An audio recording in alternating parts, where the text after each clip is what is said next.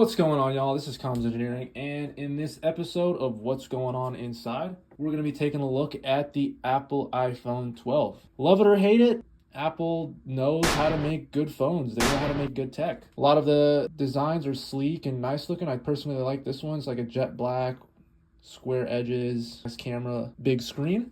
And it packs some seriously impressive power under the hood. It's a full-fledged package of just quality. Wow. But with high quality comes high price, right? This is about, you really can't get anything under like $800 from the launch unless you want to get a standalone iPhone, which is probably the better option for people that are looking for a budget-friendly iPhone. On the bright side, Apple does make great syncage between all your Apple devices, like the Apple Watch, MacBook. Apple is pretty hard to beat in having a ecosystem work like that. But other than that, you have a pretty DIY resistant device here. Like you can't really modify it. You really got to tweak the heck out of this. But in any case, we're going to open this up today, see what's inside, take it apart.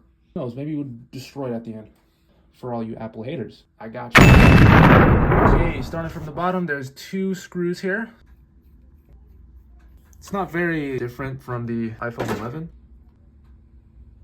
Apply constant pressure and also sink this thing in there. I do not really care that I'm scratching it, as this will be recycled straight after this video.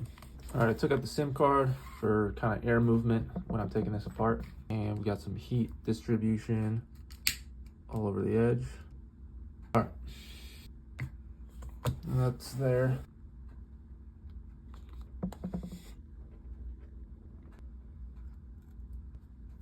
So we got a lot of space now.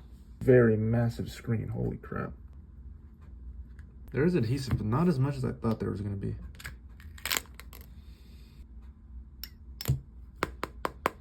Bunch of plastic coating on it. A15 bionic chip right here, CPU. We have the battery. Taptic engine for press and hold. Taptic engine.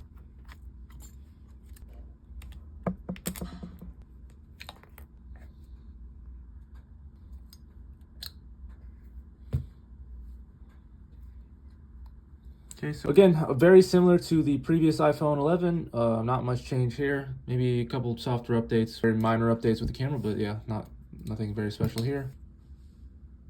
We have the bottom speaker. Nothing very special. It's a decent foam speaker. It's right there. That's cool. And here's the bottom of it. Super cool. Look at that. There's like two orange hole things right there. More circuitry on the corner right there. And I believe this is the microphone. At the bottom of the iPhone, you have the speaker and you have the mouse, and you also have the charging port. Typically on the left side, you have the mic. That's how it's been standard design for iPhone. So it's just mainly circuitry and a connector. Not sure what this thing up here is. Let's see. Don't really have an idea what this could be, but I suspect it could be like an external battery for these components all the way up there. Okay, so I suspect that this is for the Face ID. For when you unlock your phone. This is the sensor for your phone calls. Like when you hold your phone up to your ear, this will detect if your phone is kind of like near your head. This is the flashlight. So let's see what's under this A5 bionic. Finally get to see it. All of these around it look like resistors and capacitors. These little blocks with the circles and triangles, I'm not sure what those are. I'm surprised it's all jam-packed like this. This is cool. For the A15, you have a 5-core GPU, you have a neural engine, and you also have an image signal processor. And typically, now comparing this with the current iPhone 16, not a vast difference. You have your typical 6-core CPU with your 5-core GPU coming similar to this iPhone. You do have more of the double increase in transistors. However, that is basic Moore's law for any processor and technology. It is 70% faster than the iPhone 13 and 15% faster than its predecessor, the A17. And they do have accelerator chips, so obvious big improvements. So yeah, I mean, it's an old phone. We're at the point at the video where, it's time to break stuff.